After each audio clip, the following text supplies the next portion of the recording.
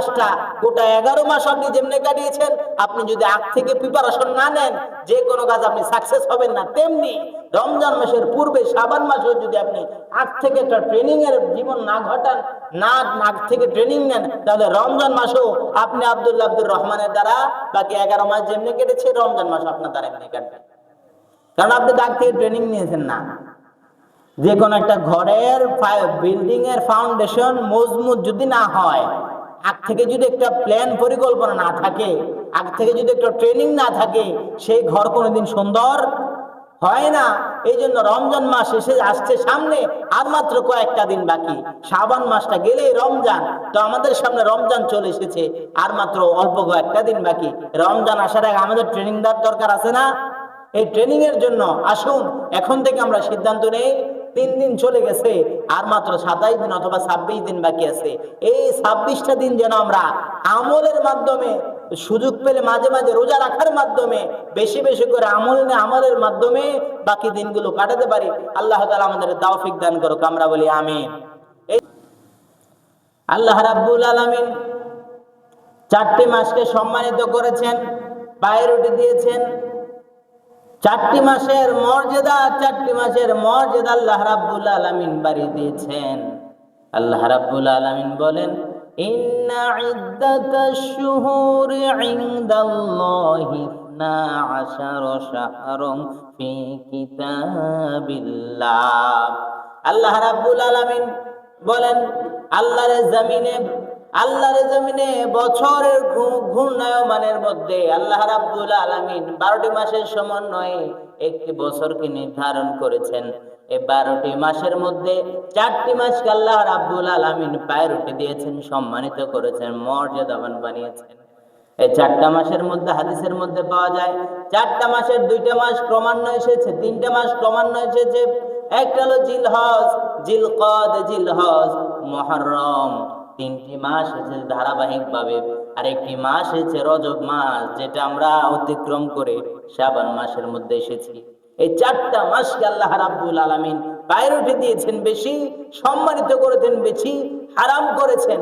এই মাসের সম্মানে আল্লাহ রাব্বুল আলামিন সকল প্রকার যুদ্ধ বিগ্রহ, মারামারি, হানাহানি, কাটাকাটি সব কিছু হারাম ঘোষণা করেছেন। এই 4টা মাসের সম্মানে আল্লাহ রাব্বুল আলামিন নিষেধ করে দিয়েছেন কোন প্রকার যুদ্ধ বিগ্রহ, মারামারি, হানাহানি, কাটাকাটি যেন না হয়। এই 4টা মাসের মধ্যে একটা মাস হলো রজব, যেটা আমরা অতিক্রম করেছি। এই সম্মানিত মাসের পরের মাস হলো শাবান মাস, যেটা আমরা বর্তমানে অতিক্রম করেছি। আজ হলো শাবান মাসের 3 তারিখ। আমরা এমন এক মাসে অতিবাহিত করছি যে মাসটির নাম হলো শাহরে শাবান। এই শাবান মাসটি হলো অত্যন্ত ফজিলতপূর্ণ এবং বরকতময় এক মাস। অথচ এই মাসের ফজিলত এবং বারাকা সম্পর্কে আমরা না জানার কারণে এই মাসটি সম্পর্কে আমরা অনেকে উদাসীন এবং গাফেল রয়েছে। এই মাসটির মর্যাদা, এই মাসের কদর, এই মাসের ফজিলত, এই মাসের বারাকা এত বেশি, এত বেশি, এত বেশি, যে মাসের ফজিলত আর বারাকা সম্পর্কে না জানার কারণে আমরা আজ এই মাসের বারাকা, এই মাসের ফজিলত সম্পর্কে গাফেল রয়েছি।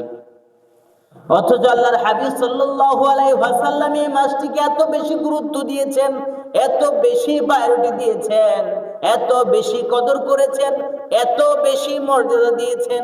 আল্লাহর হাবিব সাল্লাল্লাহু আলাইহি ওয়াসাল্লাম এই মাসটিকে এত বেশি গুরুত্ব দিয়েছেন। অথচ আমরা তার উম্মত হওয়ার পরে এই মাস সম্পর্কে আমরা অধিকাংশ মানুষই গাফেল রয়েছি। রাসূল সাল্লাল্লাহু আলাইহি ওয়াসাল্লাম এই মাসটিকে অত্যন্ত বেশি গুরুত্ব দিয়েছেন, মর্যাদাবান করেছেন, বরকতময় মনে করে এই মাসে আমল করেছেন বেশি। আর সেই নবীর উম্মত দ্বারা আজ আমরা এই মাস সম্পর্কে উদাসীন, এই মাস সম্পর্কে বেখেয়াল, এই মাস সম্পর্কে বেখবর রয়েছে। আমরা গুরুত্ব দিয়েছি রজব মাসকে, আমরা গুরুত্ব দিই রমজান মাসকে, আবার মুহররম আসলে মুহররম মাসকে গুরুত্ব দিই। কিন্তু সম্মানিত, মর্যাদাবান, বরকতময় মাসগুলোর মধ্যে অন্যতম একটা মাস হলো এই শাবান মাস। অথচ এই মাসের সম্মান, এই মাসের মর্যাদা আমরা জানি না, এই কারণে এই মাসকে গুরুত্ব দিই না। বুখারীর বর্ণনায়, মুসলিমের বর্ণনায় আম্মা জান আয়েশা রাদিয়াল্লাহু তাআলা আনহা হাদিস বর্ণিত, ওয়ান আয়েশা রাদিয়াল্লাহু তাআলা আনহু قال ما رأيت النبي صلى الله عليه وسلم استقبل صيام شهر إلا رمضان وما رأته أكثر صياما منه في شعبان। আম্মা জান আয়েশা সিদ্দিকা রাদিয়াল্লাহু তাআলা আনহা বলেন, কেমন রাবি হাদিস বর্ণনা করেছেন? রাবি বলা হয় যিনি হাদিস বর্ণনা করেন, যে রাবি আম্মা জান আয়েশা সিদ্দিকা রাদিয়াল্লাহু তাআলা এমন একজন নারী ছিলেন যে রমণী স্বয়ং আমার আপনার নবী মুহাম্মদুর রাসূলুল্লাহ সাল্লাল্লাহু আলাইহি ওয়াসাল্লামের জীবন সঙ্গিনী ছিলেন, সহধর্মিণী ছিলেন, একেবারে পাশে যিনি একসাথে যিনি ছিলেন তিনি হচ্ছেন আম্মা জান আয়েশা সিদ্দিকা রাদিয়াল্লাহু তাআলা আনহা। তিনি বর্ণনা করছেন, তিনি বলছেন যে আল্লাহর হাবিব সাল্লাল্লাহু আলাইহি ওয়াসাল্লাম রমজান মাস ছাড়া আর অন্য কোন মাসে সারা মাস ব্যাপী তিনি রোজা পালন করতেন না। আল্লাহর হাবিব সাল্লাল্লাহু আলাইহি ওয়াসাল্লাম রমজান মাস ছাড়া আর সারা মাস কোন মাসে তিনি এত লম্বা রোজা রাখতেন না, এত বেশি রোজা রাখতেন না। রমজান মাসে তিনি পুরা 30 দিন রোজা রাখতেন। তিনি রমজান মাস ছাড়া অন্য কোন মাসে তিনি এত বেশি রোজা রাখতেন না যত বেশি তিনি শাবান মাসে রোজা রেখেছেন।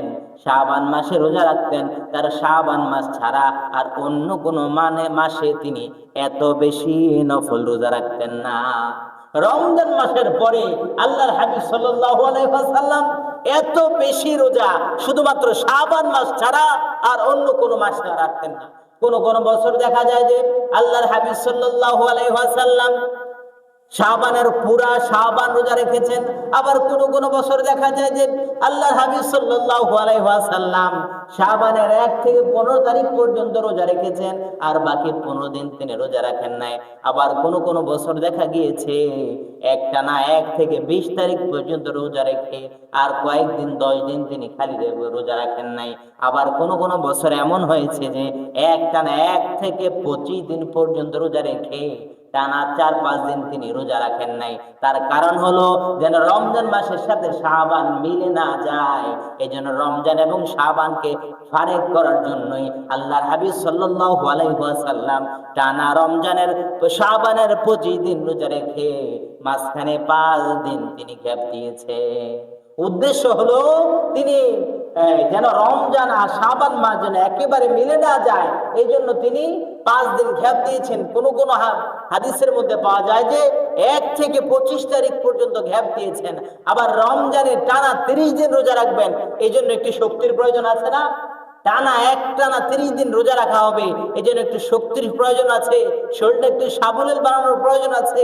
এই জন্য আল্লাহর হাবিব সাল্লাল্লাহু আলাইহি ওয়াসাল্লাম টানা 25 দিন রোজা রেখেছেন। কোন কোন মাসের মধ্যে দেখা যায় যে কোন কোন বছরে তিনি টানা শাবান মাসে টানা 25 দিন রোজা রেখেছেন, মাঝখানে 5 দিন গ্যাপ দিয়ে আবার তিনি রমজানের রোজা শুরু করেছেন। আল্লাহু আকবার! কত বেশি প্রায়োরিটি তিনি দিয়েছেন এই শাবান মাসকে, কত বেশি গুরুত্ব দিয়েছেন এই শাবান মাসকে। শাবান মাস ছাড়া আর অন্য কোন মাস এত এমন নেই যে মাসে তিনি এত বেশি নফল সিয়াম পালন করেছে। শুধুমাত্র শাবানে তিনি এত বেশি নফল সিয়াম পালন করেছেন যে আয়েশা রাদিয়াল্লাহু তাআলা আনহা বলেন যে আর অন্য কোন মাস নেই যে তিনি শাবানের মতো এত বেশি তিনি গুরুত্ব দিয়েছেন।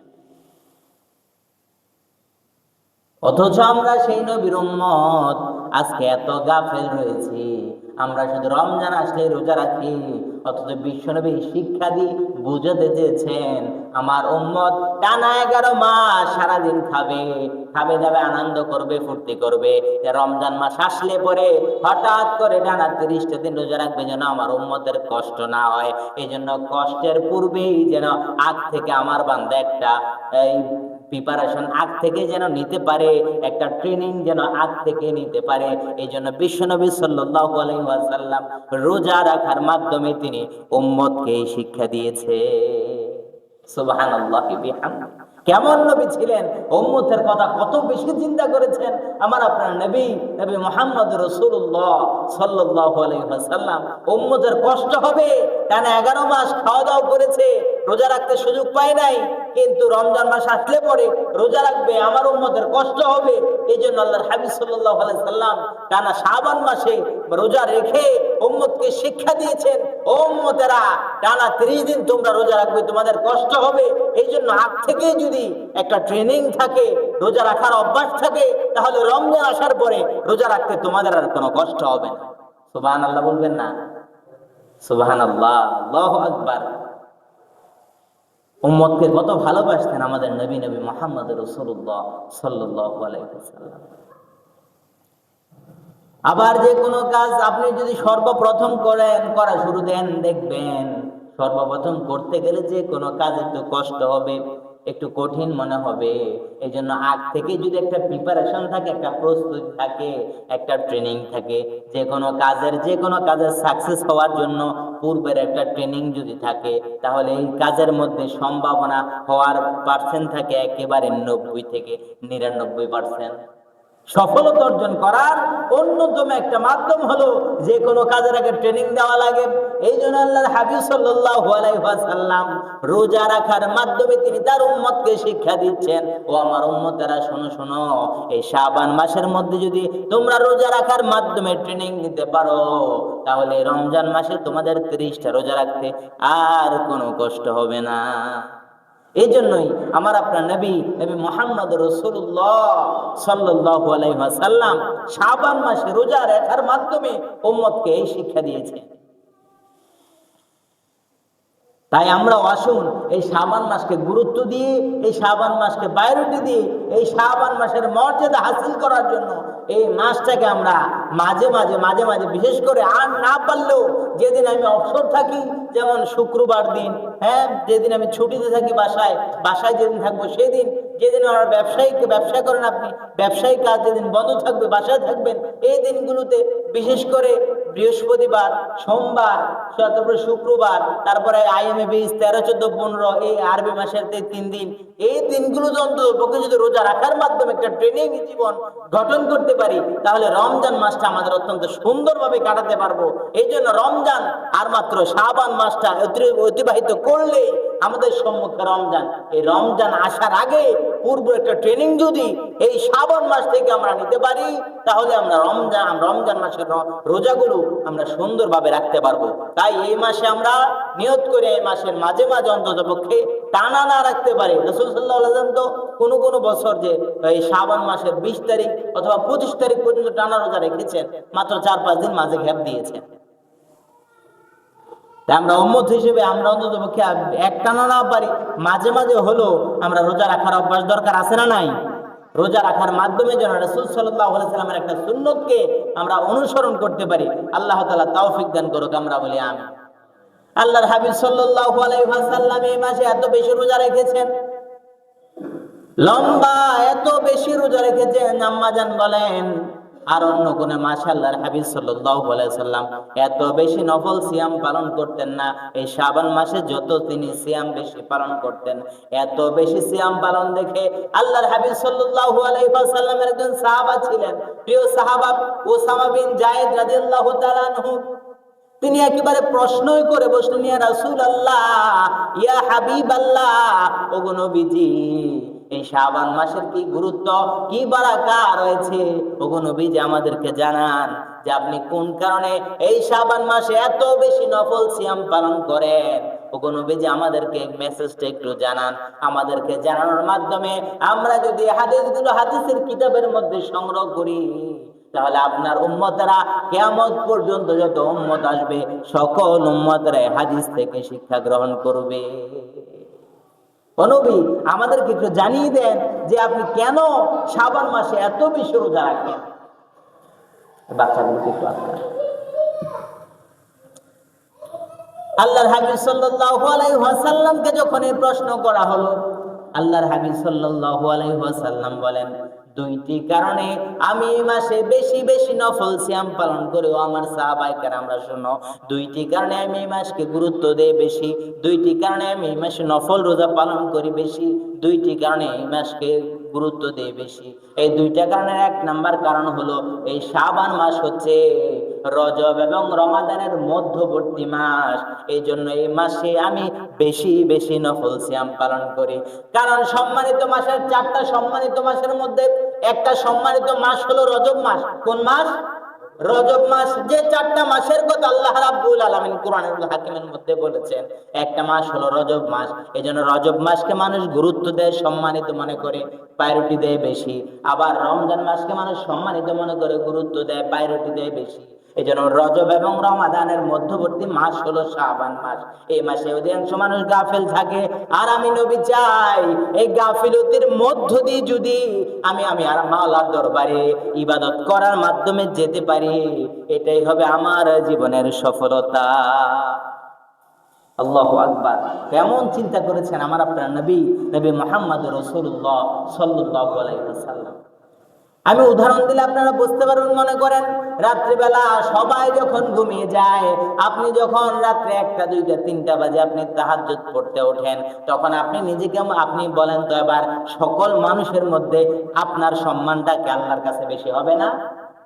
সকল মানুষ যখন গাফিলতির মধ্যে রয়েছে, ঘুমের মধ্যে রয়েছে, সকল মানুষ পৃথিবীর সবাই যখন ঘুমে বিভোর রয়েছে, গাফেল রয়েছে, এমন সময় যদি আপনি আব্দুল্লাহ আব্দুর রহমান আল্লাহর ইবাদতের তাহাজ্জুদের নামাজের মধ্যে দাঁড়িয়ে যান, আপনার সম্মান আল্লাহর কাছে যেমনি ভাবে বেশি। বিশ্বনবী বলছেন, আমি নবী চাই রজব মাসকে আমার উম্মতেরা গুরুত্ব দেয়, রমজান মাসকে আমার উম্মতেরা গুরুত্ব দেয়। এই 2 মাসের মধ্যবর্তী মাস হলো শাবান মাস। এই শাবান মাসকে আমার উম্মতেরা গাফিলতের মাধ্যমে কাটায়। আমি নবী চাই সকল মানুষ যখন গাফিলতের মধ্যে রয়েছে, আমি নবী আল্লাহর ইবাদতের মাধ্যমে আল্লাহর প্রিয়ভাজন হতে চাই। সুবহানাল্লাহ। এই জন্য আমি শাবান মাসে বেশি বেশি করে রোজা রাখি, এই শাবান মাসে বেশি বেশি করে ইবাদত করি। কেন? রমজান আসে ইবাদতের মৌসুম, ইবাদতের মাস। এই মাসে ইবাদত করতে যেন কোনো প্রকার গাফিলতি না হয়। রাসূল সাল্লাল্লাহু আলাইহি ওয়াসাল্লাম উম্মতকে শিখাচ্ছেন, রমজান হলো যত বেশি ইবাদত করা যায়, অল্প ইবাদতও বেশি সওয়াব। হ্যাঁ, রমজান মাসে যেন বেশি বেশি ইবাদত করতে পারি, কারণ ফজিলতের মাস হলো রমজান, অধিক সওয়াব অর্জনের মাস হলো রমজান। এই জন্য রমজান মাসে যেন ইবাদত করতে আমার কোনো কষ্ট না হয়, আমার উম্মতের যেন কষ্ট না হয়। এই জন্য শাবান মাস থেকে ইবাদত করে করে পূর্ব থেকে আমি একটা ট্রেনিং এর ব্যবস্থা করেছি। আগ থেকে যদি ট্রেনিং থাকে, তাহলে আর রমজান মাস আসলে ইবাদত করতে আর কষ্ট হবে না। এই জন্য আল্লাহর হাবিব সাল্লাল্লাহু আলাইহি ওয়াসাল্লাম বলছেন, আমি আমার উম্মতদেরকে শিক্ষা দেওয়ার জন্যই আমি শাবান মাসে সকল উম্মতরা যখন গাফিলতির মধ্যে কাটায়, আমি আল্লাহর ইবাদত করার মাধ্যমে আল্লাহর প্রিয়ভাজন হতে চাই। 2 নাম্বার কারণ হলো এই শাবান মাসে আমি কেন আল্লাহর ইবাদত বেশি করি, কেন রোজা রাখি। শোনো শোনো, এই 2 নাম্বার কারণ হলো এই শাবান মাস হচ্ছে এমন মাস যে মাসে বান্দার আমল নামার রিপোর্ট আল্লাহর কাছে পৌঁছানো হয়। সারা বছরের মধ্যে এই শাবান মাসে বান্দার আমল নামার রিপোর্ট আল্লাহর কাছে পৌঁছানো হয়। বান্দার আমল নামার রিপোর্ট 3 ভাবে আল্লাহর কাছে পেশ করা হয়। কয় ভাবে? 3 ভাবে আল্লাহর কাছে বান্দার আমল নামা পৌঁছানো হয়। 1 নাম্বার হলো দৈনিক রিপোর্ট, আর 2য় নাম্বার হলো সাপ্তাহিক রিপোর্ট, 3য় নাম্বার হলো বাৎসরিক রিপোর্ট। বান্দারা যেমন দুনিয়াতে চাকরি করে, ব্যবসা করে, কর্ম করে, দুনিয়াতে যেমন অফিস আদালত গুলোর মধ্যে সারাদিন কাজ করার পরে বস যিনি থাকবে তার কাছে একটা দৈনিক রিপোর্ট জমা দিতে হয় না, আবার একটা সাপ্তাহিক রিপোর্ট জমা দিতে হয়, আবার একটা বাৎসরিক রিপোর্ট জমা দিতে হয়। তেমনি ভাবে বান্দারা যখন দুনিয়াতে আমল করে, বান্দার আমল নামাগুলো আল্লাহর কাছে 3 ভাবে পৌঁছানো হয়। 1 নাম্বার পদ্ধতি হলো দৈনিক আমল নামার রিপোর্ট আল্লাহর কাছে পৌঁছানো হয়। সকালবেলা 2 জন ফেরেশতা আসে, সারাদিন বান্দা যে আমল করে সব আমলগুলো বান্দারা আল্লাহর ফেরেশতারা লিপিবদ্ধ করে, আর সন্ধ্যাবেলা আল্লাহর কাছে পৌঁছানো হয়। আর সন্ধ্যা আবার 2 জন ফেরেশতা আছে, সারা রাতে বান্দা যে আমল করে সে আমল নামাগুলো আল্লাহর কাছে আবার সকাল বেলা পৌঁছানো হয়। সকালবেলা দুজন ফেরেশতা আছে, সন্ধ্যা পর্যন্ত থেকে তারা চলে যায় আল্লাহ তাআলার কাছে। আবার সন্ধ্যায় দুজন ফেরেশতা আসে, সারা রাত থেকে আবার সদরের সময় হলে তারা আল্লাহর কাছে চলে যায়। এইভাবে দৈনিক আমল নামাগুলো আল্লাহর কাছে পৌঁছানো হয়। আবার সাপ্তাহিক আমল নামা কিভাবে আল্লাহর কাছে পৌঁছানো হয়? প্রত্যেক সোমবার এবং বৃহস্পতিবার বান্দার আমল নামার রিপোর্ট গুলো আল্লাহর কাছে পৌঁছানো হয়। বিশ্বনবী এই জন্য বলছেন, আমি সোমবার এবং বৃহস্পতিবার রোজা রাখছি। সোমবার আমি জন্মগ্রহণ করেছি, এজন্য আমি রোজা রাখছি। আর আমার উম্মতেরা, আর নবীর উম্মতেরা কি করে? যে নবী রাসূলের জন্মদিন পালন করেছেন রোজা রাখার মাধ্যমে, উম্মতেরা সেই নবীর উম্মতেরা আজ রাসূলের জন্মদিন পালন করে মিষ্টি আর বিরিয়ানি খাওয়ার মাধ্যমে। আপনি চিন্তা করেছেন, রাসূল সাল্লাল্লাহু আলাইহি সাল্লাম তার জন্মদিন পালন করেছেন রোজা রাখার মাধ্যমে। রাসূল বলেন, আমি সোমবার দিন জন্মগ্রহণ করেছি, এই জন্য আমি রোজা রাখছি সোমবারে। আর বৃহস্পতিবারে প্রত্যেক বান্দার আমল নামার রিপোর্ট আল্লাহর কাছে পৌঁছানো হয় সাপ্তাহিক বৃহস্পতিবারে, এই জন্য আমি বৃহস্পতিবারে রোজা রাখছি। এটা হলো সাপ্তাহিক আমল নামার রিপোর্ট আল্লাহর কাছে পৌঁছানো হয়। বাৎসরিক আমল নামার রিপোর্ট কিভাবে পৌঁছানো হয়? প্রত্যেক বছরের শাবান মাস যখন আসে, এই শাবান মাসে বান্দার এক বছরে কি আমল করেছে এই আমল নামার রিপোর্ট প্রত্যেক শাবান মাসে আল্লাহর কাছে পৌঁছানো হয়। এই তিন ভাবে সকল বান্দার আমল নামার রিপোর্ট আল্লাহর কাছে পৌঁছানো হয়।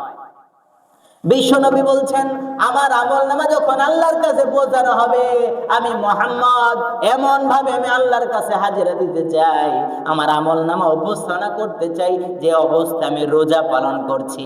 আল্লাহ তাআলা যখন দেখবেন আমার আমল নামাগুলো যে অবস্থা আমি রোজা পালন করছি, এই অবস্থায় আমি রোজা রাখার মাধ্যমে আমি আল্লাহর আমার আমল নামা আল্লাহর কাছে উপস্থিত করাতে চাই।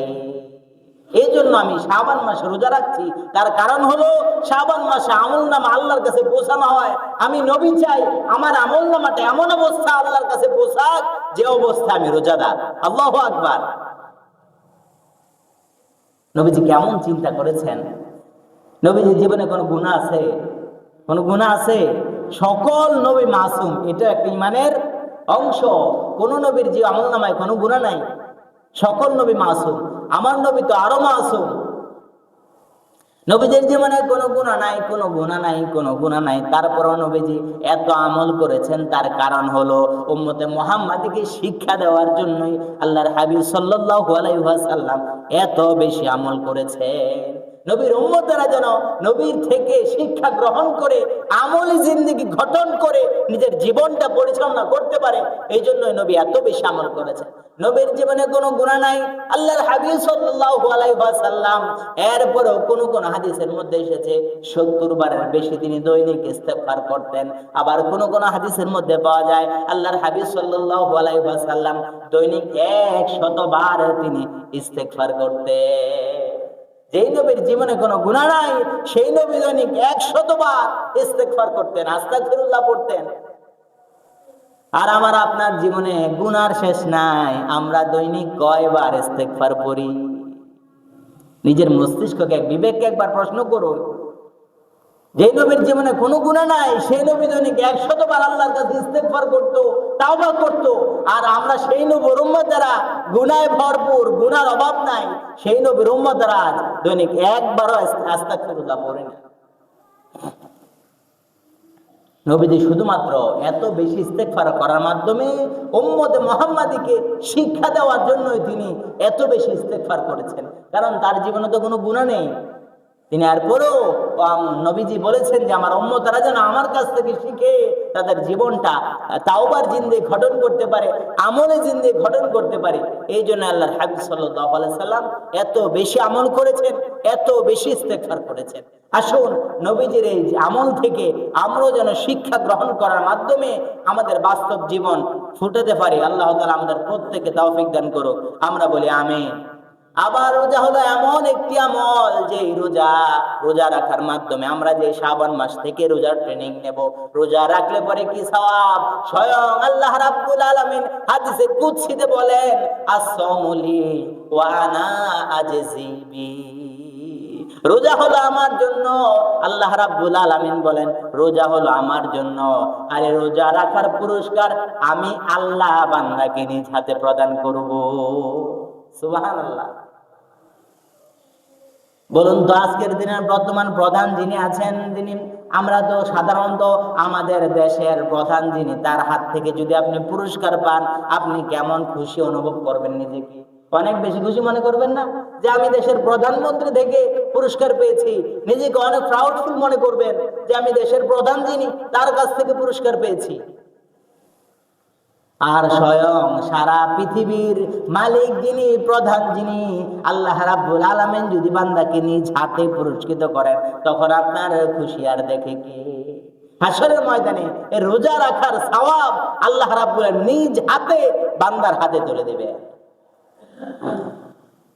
এই রোজা হলো এত সওয়াবের আমল, এই আমলের মাধ্যমে এই আমলটা যেন আমরা শাবান মাস থেকে ট্রেনিং নিয়ে যেন রমজান পর্যন্ত পৌঁছাতে পারি, আল্লাহ তাআলা আমাদের প্রত্যেককে তৌফিক দান করুক, আমরা বলি আমিন।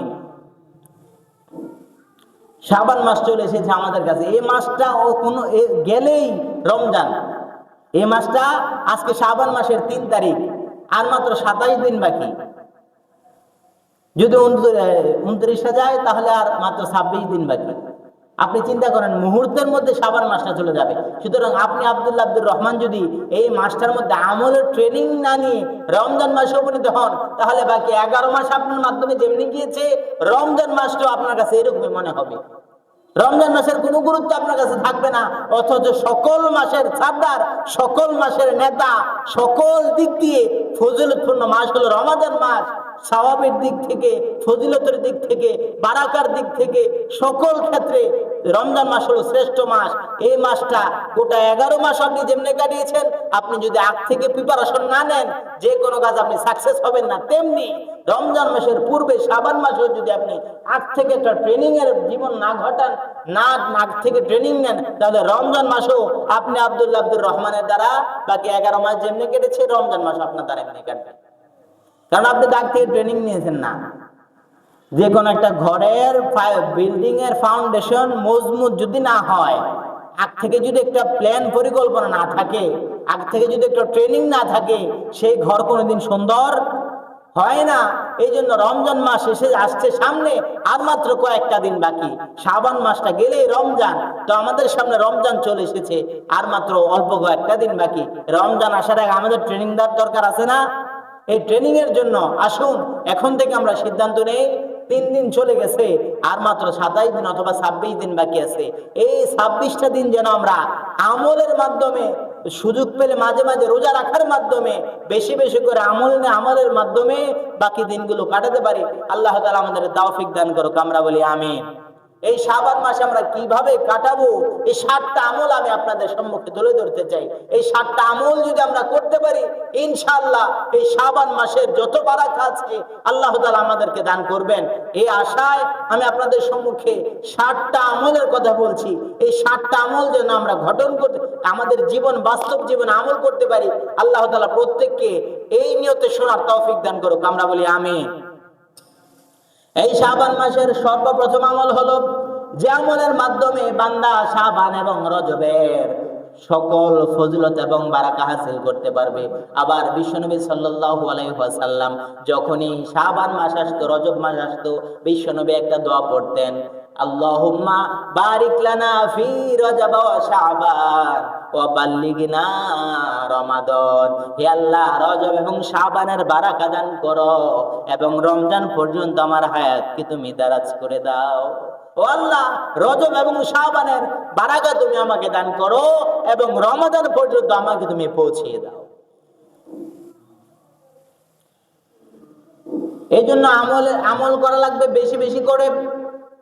এই শাবান মাসের 1 নম্বর আমল হলো ফরজ সালাতের পাশাপাশি নফল সালাতের প্রতি যত্নবান বেশি বেশি হওয়া লাগবে। ফরজ সালাত তো আপনি পড়বেনই, এই ফরজ সালাত তো ছাড়ার চিন্তাও করা যাবে না। ফরজ সালাত আপনি পড়বেনই, ফরজ সালাতের পাশাপাশি ফজরের 2 রাকাত, ফজরের জামাত 4 রাকাত, এখানে অতিরিক্ত নফল নাই। সুন্নত 2 রাকাত, ফরজ 2 রাকাত জোহরের মধ্যে আপনি অনেক সময় কি করেন, শুধু ফরজটা পরে অনেকে চলে যায়, আবার অনেকে ফরজ পরে 2 রাকাত সুন্নত পরে তারপর ওরা চলে যায়, অনেকে আবার প্রথম 4 রাকাত সুন্নত পড়ে না, অনেকে আবার শেষে 2 রাকাত নফল আছে এগুলোও পড়ে না। না, সামনে রমজান আসছে, আমলের মাস আসছে, ওই আমলের মাসকে রিসিভ করার জন্য আগ থেকে প্রস্তুতি। এখন থেকে আপনি ফরজ সালাতের পাশাপাশি যত নফল নামাজগুলো আছে সবগুলো আমরা পালন করব। তাহলে রমজান মাস আসলে আমাদের কষ্ট হবে না, ইবাদত করতে আমল করতে আমাদের কষ্ট হবে না। তাই এখন থেকে ফরজ সালাতের পাশাপাশি যত নফল নামাজগুলো আছে সকল নফল নামাজগুলো পড়বো তো ইনশাল্লাহ আমরা। রমজান মাস আসছে, রমজান মাসে তারাবিহের নামাজ, কিয়ামুল লাইল, রাত্রে বেলা শেষের দিকে তাহাজ্জুদের নামাজ, কত আমল আছে রমজান মাসে। এই নামাজগুলো যে আমরা পড়বো আগ থেকে যদি আমার প্রিপারেশন না থাকে তাহলে রমজান আমাদের আগে বাকি 11 মাসের মতোই রমজান আমাদের থেকে বিদায় নেবে। তাই এই জন্য আসুন, এই মাসে আমাদের সর্বপ্রথম আমল হলো ফরজ সালাত তো পড়বই, কখনো যেন মিস না হয়। এখন থেকে এই সিদ্ধান্ত নেব যে ফরজ সালাত আমি আব্দুল্লাহ আব্দুর রহমানের দ্বারা এখন থেকে আর একটু মিস হবে না। পাশাপাশি ফরজের পাশাপাশি যত নফল আছে সকল নফল নামাজগুলোর ট্রেনিং এখন থেকে নেব। রাত্রেবেলা উঠে তাহাজ্জুদের নামাজ পড়বো, রাত্রেবেলা উঠে তাহাজ্জুদ পড়বো, আবার ফরজের পাশাপাশি যত নফল আছে সকল নফল নামাজগুলো পড়বো। তাহলে রমজানের আগে এই শাবান মাসের যত বারাকা আছে আল্লাহ রাব্বুল আলামিন আপনার জীবনে দান করবে। তাই শাবান মাসের বারাকা যদি পেতে চাই, রমাদান পর্যন্ত যদি আমাদের হায়াতকে পৌঁছাতে চাই, তাহলে আসুন এই মাস থেকে ফরজ সালাতের পাশাপাশি যত নফল আছে আমরা আমল করবো তো ইনশাআল্লাহ। আল্লাহ তাআলা আমাদেরকে আমল করার তৌফিক দান করুক, আমরা বলি আমিন। 2 নম্বর আমল হলো সাধ্য অনুযায়ী নফল রোজা বেশি বেশি করে রাখার চেষ্টা করব। কারণ আল্লাহর হাবিব সাল্লাল্লাহু আলাইহি ওয়াসাল্লাম এই মাসে এত বেশি রোজা রেখেছেন, আমার আলোচনার শুরুতে আমি আপনাদের সম্মুখে তুলে ধরেছি যে এত বেশি নফল সিয়াম আল্লাহর হাবিব সাল্লাল্লাহু আলাইহি ওয়াসাল্লাম এই শাবান মাসে রেখেছেন যা অন্য কোনো আর মাসে রাখেন নাই। এত বেশি নফল সিয়াম আল্লাহর হাবিব সাল্লাল্লাহু আলাইহি সাল্লাম এই মাসে পালন করেছেন। তাই উম্মত হিসেবে আমাদের করণীয় হলো এই মাসে আমরা বেশি বেশি করে নফল সিয়াম পালন করব। বিশেষ করে সোমবার, বৃহস্পতিবার, আইএমএ বীজের 13 তারিখ, 14 তারিখ, 15 তারিখ এই দিনগুলোতে আমরা অন্ততপক্ষে রোজা রাখবো। তাহলে আগ থেকে যদি একটা ট্রেনিং আমাদের থেকে হয়ে যায় তাহলে রমজান মাসে আমাদের রোজাগুলো পালন করতে আর কোনো কষ্ট হবে না। তাই আসুন এই রমজান মাসে বেশি বেশি আমলের জিন্দেগিতে আমলের নিয়তে এখন থেকে আমরা বেশি বেশি করে নফল সিয়াম পালন করার চেষ্টা করি। আল্লাহ তাআলা আমাদেরকে আমল করার তৌফিক দান করুক, আমরা বলি আমিন। আর রোজা রাখবেন আপনি, আমাদের জীবনে তো কত গুনাহ হয়ে যায় না? কথা বলেন না, আমাদের জীবনে গুনাহ হয়নি? প্রত্যেক দিন তো অহরহ গুনাহ আমার আপনার জীবনে হচ্ছে। রোজা হলো ঢাল স্বরূপ, যেমনি ভাবে শত্রু আক্রমণ থেকে বাঁচার জন্য নিজে ঢাল ব্যবহার করেন, ঠিক তেমনি ভাবে জাহান্নাম থেকে বাঁচার জন্য আপনি যদি রোজা রাখেন এই নিয়তে যে আমার জাহান্নাম থেকে বাঁচার জন্য আমি রোজা রাখছি, আল্লাহ তাআলা আপনাকে পরকালে জাহান্নাম থেকে মুক্তি দান করবেন এই রোজাগুলো কবুলের মাধ্যমে। তাই আমরা এখন থেকে বেশি বেশি করে নফল সিয়াম পালন করব, নফল রোজা পালন করব। আল্লাহ তাআলা আমাদেরকে আমল করার তৌফিক দান করুক, আমরা বলি আমিন। 1 নম্বর আমল বলেছি ফরজ নামাজের পাশাপাশি, মনে রাখবো আমরা ফরজ নামাজের পাশাপাশি যত নফল আছে সব নফলগুলো পালন করব। 2 নম্বর হলো সাধ্য অনুযায়ী বেশি বেশি করে নফল রোজা পালন করব। 3 নম্বর আমল হলো সম্ভব হলে এই মাসে যাকাত দিয়ে দেওয়া। কেন আপনি যাকাত দিবেন এই মাসে?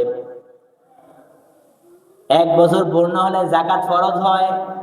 এখন আমরা বসে থাকি রমজান মাসের জন্য।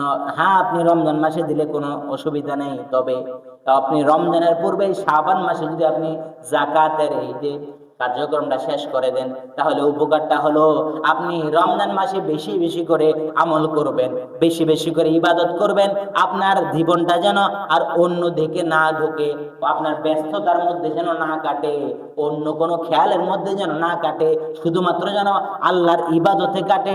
এই জন্য রমজান আসার আগেই আপনার যত কাজ আছে সকল কাজগুলো গুছিয়ে ফেলবেন। রমজানের আগেই এই শাবান মাসে যাকাত দেওয়ার উদ্দেশ্য, আরেকটা উদ্দেশ্য হলো রমজান আসতেছে, যেই শ্রেণীর মানুষগুলো যাকাত প্রাপ্য 8 শ্রেণীর মানুষকে যাকাত দেওয়া যায়। এর মধ্যে এই 8 শ্রেণীর মানুষগুলো জাকাত পাবে আপনার কাছ থেকে। তারা রমজান মাসে কিভাবে কাটাবে একটা চিন্তা, প্রত্যেকের সংসার কিভাবে চালাবে একটা চিন্তা আছে না? প্রত্যেকের একটা সংসার চালানোর চিন্তা আছে। তা আপনি যদি যারা জাকাত প্রাপ্য, তারা গরিব দুঃখী মানুষ, তাদেরকে যদি আপনার অর্থের জাকাতের টাকাটা দিয়ে দেন, তারা রমজান মাসে কিভাবে কাটাবে, সন্তান নিয়ে কিভাবে কাটবে, এই পেরেশানি আর তারা করা লাগবে না। এই জন্য আপনি সাহাবায়ে কেরাম, অসংখ্য সাহাবারা, রাসূলের সাহাবারা এই আমল করতেন। রমজান আসার পূর্বে তারা একেবারে শুধুমাত্র আল্লাহর ইবাদতে তাদের জীবনটা, দিনটা কাটাবে। এই জন্য তারা সকল কাজকর্মগুলো রমজানের আগে গুছিয়ে ফেলতেন, শাবান মাসে গুছিয়ে ফেলতেন। এই জন্য যাদের উপর জাকাত ফরজ, তারা এই জাকাত এই শাবান মাসে দিয়ে দিতে পারেন। রমজান আসলে অধিকতর সাহাবের জন্য রমজানে দিবেন আপনি, অসুবিধা নাই। কিন্তু সাহাবারা, অধিকাংশ সাহাবারা এই আমলটা করতেন। তারা যেন গরিব দুঃখীরা এই চিন্তাটা যেন রমজান মাসে না করা লাগে, যে আমি রমজান মাসে আমার সন্তানদেরকে নিয়ে কিভাবে কাটবো, কিভাবে খাবো, কি করব, এই চিন্তা যেন গরিব দুঃখীদের মাঝে না থাকে। এই জন্য আপনার অর্থের টাকার জাকাতের টাকাটা যদি পায়, তাহলে তারা রমজান মাসটা অন্তত একটু নিশ্চিন্তে কাটতে পারবে। এই জন্য আপনি কি করবেন, সাহাবারা যেহেতু আমল করেছেন, আমরাও সাহাবাদের অনুসরণে রমজান আসার পূর্বে আমাদের জাকাতটা আমরা গরিব দুঃখীদের মাঝে দান করে দেব।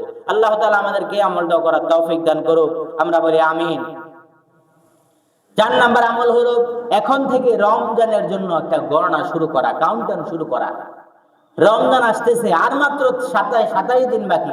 আজ যদি শাবান মাসের 3 তারিখ হয়, তাহলে আর মাত্র 27 দিন বাকি, আর মাত্র 26 দিন বাকি, আর মাত্র 25 দিন বাকি। এই যে একটা গণনা আপনি যে করতেছেন, আপনি অমুককে জানাচ্ছেন, আপনার ভাইকে জানাচ্ছেন, আপনার পাড়াপড়শি প্রতিবেশীকে জানাচ্ছেন, আর তো মাত্র রমজানের মাত্র 27 দিন বাকি, আর মাত্র 25 দিন বাকি। এই যে সবার মাঝে রমজান আসতেছে, এই যে একটা আগ থেকে একটা গণনা আপনি সবার মাঝে প্রচার করে দেবেন। বিশেষ করে যারা ফেসবুক ব্যবহার করেন, তারা এটা সহজে করতে পারেন। আপনি ফেসবুকে পোস্ট করতে পারবেন, আপনার বন্ধুরা ফ্রেন্ড লিস্টের মধ্যে যারা আছে তারা জানতে পারবে যে আপনি পোস্ট করেছেন রমজানের আর মাত্র 25 দিন বাকি, আর মাত্র 26 দিন বাকি। এই যে একটা দাওয়াতি কাজ, সবাই জানতে পারলো। এটা প্রত্যেকদিন আপনি এডিট করবেন, আর মাত্র 27 দিন, আর মাত্র 26 দিন, আর মাত্র 25 দিন, এবার প্রত্যেকদিন এডিট করে করে করে করে ফেসবুকে পোস্ট করতে পারেন। এটা একটা সওয়াবের কাজ। আপনি রমজান আসতেছে, রমজানের একটা আগাম বার্তা আপনি আপনার প্রতিবেশীর মাঝে, আপনার ফ্রেন্ড লিস্টের বন্ধুদের মাঝে আপনি প্রচার করে দিচ্ছেন। এই জন্য রমজান আসার আগে এখন থেকে একটা কাউন্টিং করা, গণনা শুরু করা, যে রমজান আর মাত্র এতদিন বাকি আছে, এতদিন বাকি আছে রমজানের, এখন থেকে একটা পূর্ব গণনা শুরু করা। তারপরে 6 নাম্বার আমল হলো রমজান মাসকে সামনে রেখে সুন্দর একটা প্ল্যান করা, সুন্দর একটা পরিকল্পনা করা, সুন্দর একটা রুটিন করা, কিভাবে আপনি রমজান মাসটা কাটাবেন। কারণ একটা কথা আছে, the plan is half of the work. কাজের অর্ধেক হলো পরিকল্পনা। আপনি যদি একটা কাজ করেন, সেই কাজের পরিকল্পনা যদি আপনার আগ থেকেই থাকে, তাহলে কাজটা সম্পূর্ণরূপে সাকসেস হতে পারবেন আপনি। সামনে রমজান আসবে, আপনি সকাল থেকে সন্ধ্যা পর্যন্ত, তারাবি পর্যন্ত, আবার ঘুমোতে যাওয়া পর্যন্ত, একবার সেহরি থেকে শুরু করে ইফতার পর্যন্ত আপনি কিভাবে কাটাবেন, ইফতারের পর থেকে আবার তারাবি নামাজ, মানে সারাটা দিন আপনি কিভাবে কাটাবেন, কোন সময় কোন আমল করবেন, এই আমলের যদি একটা রুটিন তৈরি করে ফেলেন, আপনি আপনার রমজান মাসটা কাটাতে একেবারে সহজ হয়ে যাবে। সকালে আপনি ফজরের পরে কি করবেন, তারপরে ঘুম থেকে উঠে কি করবেন, জোহরের পরে কি করবেন, আপনার কাজ কখন করবেন, আপনি ইবাদত কখন করবেন, আপনি কোরআন তেলাওয়াত কখন করবেন, এই যে একটা রুটিন আপনি আগ থেকে এখন থেকে আপনি তৈরি করে ফেলবেন, তাহলে রমজান মাসে আপনার বাকি দিনগুলো কাটাতে আপনার জন্য সহজ হবে। এটা হলো 6 নাম্বার আমল। 7 নাম্বার আমল হলো বিগত বছরের রোজা যদি কারো বাকি থাকে, কাজা কাফারা যদি থাকে, তাহলে এই রমজান মাস আসার আগেই এখন এই রোজাগুলো আদায় করে ফেলা। বিশেষ করে আমার মা বোনদের রোজা বেশিরভাগ প্রাকৃতিক কারণে আল্লাহর একটা মাসে একটা রোজা ভাঙা হয়। হ্যাঁ, প্রত্যেক মাসে আমার বাবুনদের একটা রোজা, মানে রমজান আসলে অথবা প্রত্যেক মাসে, যেহেতু শরীয়তের একটা ওজনের কারণে তাদের নিষিদ্ধ একটা সময় আছে, এই সময়ের কারণে, এই অবস্থাটার কারণে রমজান মাসে যদি হয়ে যায়, অনেক মা বোনদের রোজা ভাঙতে যায়। তাই আমার মা বোনরা যারা আমার আলোচনা শুনতে পাচ্ছেন, রমজান আসার আগে এখন বিগত রমজান যাদের বাকি আছে, ছুটে গিয়েছে, আপনার জন্য নামাজ মাফ, কিন্তু রোজা মাফ নাই। মা বোনরা যারা শুনতে পাচ্ছেন তাদেরকে বলছি, আপনি নামাজ তখন আপনার জন্য আল্লাহর পক্ষ থেকে ছুটি ছিল, সেটা ভালো, কিন্তু রোজা কিন্তু ছুটি নেই, রোজা মাফ নাই, রোজা আপনার পালন করা লাগবে। আপনি রোজা যতটা রোজা ভেঙেছে ততটা রোজা আপনার যে এই সারা বছরের মধ্যে আদায় করা লাগবে। তাই বাকি রেখে আবার নতুন বছরে আপনি পদার্পণ করবেন, এটা হবে না। এটা যেন কারো না হয় যে গত বছরে বিগত বছরের রমজান বাকি আছে, আপনার রোজা বাকি আছে, আপনি আবার এই রোজা রেখে বাকি রাখে আবার নতুন আবার রোজার মধ্যে ঢুকেছেন, এমনটা যেন না হয়। বিগত বছর রোজা যাদের বাকি আছে, অনেকে আবার পুরুষদের মধ্যে অসুস্থতার কারণে রোজা ভেঙেছেন, এটা যেন না হয় যে আমি রোজা বাকি থাকা অবস্থা আমি আবার নতুন রোজাকে গ্রহণ করলাম। পূর্বের রোজা যদি কারো বাকি থাকে, কাজা কাফারা যদি বাকি থাকে, তাহলে এই রমজান আসার আগেই এই বাকি কাজা কাফারাগুলো আদায় করে ফেলা। আল্লাহ তাআলা 60টা আমল যদি আমরা করতে পারি, তাহলে রমজান মাসে আসার আগে এই শাবান মাসের পুরোপুরি বারাকা আমরা হাসিল করতে পারবো ইনশাআল্লাহ। তাই আসুন এই 60টা আমলের মাধ্যমে আমাদের জীবনকে আমরা সাজাই। 60টা আমল আমি আবার আপনাদের সম্মুখে তুলে ধরছি। 1 নাম্বার আমল হলো ফরজ সালাতের পাশাপাশি, আমি আবার মনে করে দিচ্ছি, ফরজ সালাতের পাশাপাশি নফল নামাজগুলো গুরুত্বের সাথে পালন করা। 2 নাম্বার আমল হলো সাধ্য অনুযায়ী বেশি বেশি করে নফল নামাজ পড়া। 3 নফল রোজা রাখা। 3 নাম্বার আমল হলো সম্ভব হলে এই মাসে যাদের উপর যাকাত ফরজ, যাকাত দিয়ে দেওয়া। 4 নাম্বার আমল হলো এখন থেকে রমজান আসতেছে একটা গণনা শুরু করা। 5 নাম্বার আমল হলো বেশি বেশি করে রমজানের আলোচনা, রমজানের গুরুত্ব, ফাজাইল, বারাকা এখন থেকে বেশি বেশি করে করা। রমজানের বিভিন্ন মাসালা মাসাইল বিভিন্ন, এটা হলো 5 নাম্বার আমল। রমজানের বিভিন্ন মাসালা মাসাইল সম্পর্কে এখন থেকে একে অন্যের সাথে আলোচনা করা। 6 নাম্বার আমল হলো রমজানকে সামনে রেখে সুন্দর একটা প্ল্যান করা, পরিকল্পনা করা। 7 নাম্বার আমল হলো বিগত বছরের রোজা কাজা কাফারা যদি কারো বাকি থাকে, তাহলে এই বছরে রোজা আসার আগে এই কাজা কাফারা গুলো আদায় করে ফেলা। এই 7টা আমল যেন আমরা করতে পারি এই শাবান মাসে, আল্লাহ তাআলা আমাদেরকে তৌফিক দান করুক, আমরা বলি আমিন। এবং এই শাবান মাসে যাবতীয় বারাকা যেন আমরা প্রত্যেকে এই 7টা আমল করার মাধ্যমে গঠন করতে পারি। এই শাবান মাসের বারাকা যেন আমরা হাসিল করতে পারি, আল্লাহ তাআলা আমাদের প্রত্যেককে তৌফিক দান করুক, আমরা বলি আমিন।